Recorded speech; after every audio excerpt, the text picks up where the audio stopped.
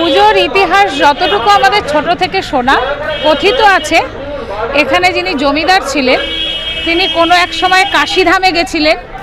সেই কাশীতে জগদ্ধাত্রীর মূর্তি দেখে এবং পুজো দিয়ে উনি যখন প্রিয়নগরে ফিরেছেন, ফেরার পর গঙ্গা স্নান করে, এই গঙ্গায় তখন প্রচুর জল থাকতো 12 মাসই, গঙ্গা স্নান করে যখন উঠছেন ওপরে তখন উনি দেখছেন যে ওনার সামনে মা বলছেন যে আমাকে এই গঙ্গার ধারে যদি প্রতিষ্ঠা করিস তাহলে আমি খুব খুশি হব।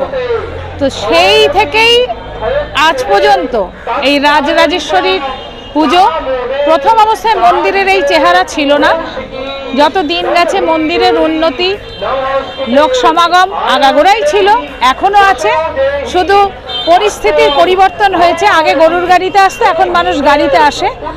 আর বিস্তীর্ণ এলাকা নিয়ে একটা মেলা হয়। তারপরে এখন যেটা হয়েছে, আগে এখানে মানুষ এসে রেঁধে খেতেন, এখন সেটা থেকে মানুষকে একটু স্বস্তি দেওয়ার জন্য এখানেই বিভিন্ন সংস্থা বিভিন্নভাবে তাদের খাওয়া দাওয়ার একটা আয়োজন করে।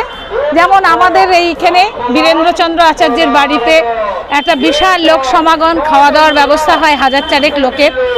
সেখানে সারা গ্রামের প্রচুর মানুষ বিভিন্নভাবে সহযোগিতা করে এবং শুধু গ্রাম নয়, গ্রামের বাইরেরও প্রচুর লোক আসে। আজকে উত্তরোত্তর বৃদ্ধি পাচ্ছে এই পুজোর পরিবেশ পরিস্থিতি, আগামীতে হয়তো আরও বৃদ্ধি পাবে।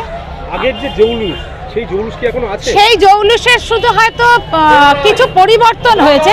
ওই যে বললাম, আগে গরুর গাড়িতে আসতো, পায়ে হেঁটে আসতো, এখন মানুষ গাড়িতে আসে।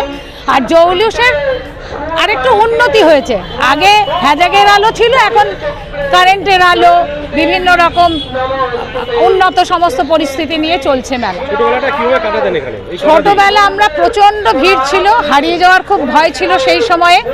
আমরা ছোটবেলায় আমাদের কলে, আমার মনে আছে 5-7 দিনের জল তুলে রাখতে হতো, কারণ আমরা কলে যাওয়ার সুযোগ পেতাম না। সেই কলটা তখন বারোয়ারি হয়ে যেত। আমার নাম তৃপ্তি আচার্য, আমার বাড়িতেই এই উৎসব, আমি মন্দির সংলগ্ন একদম বাড়ি।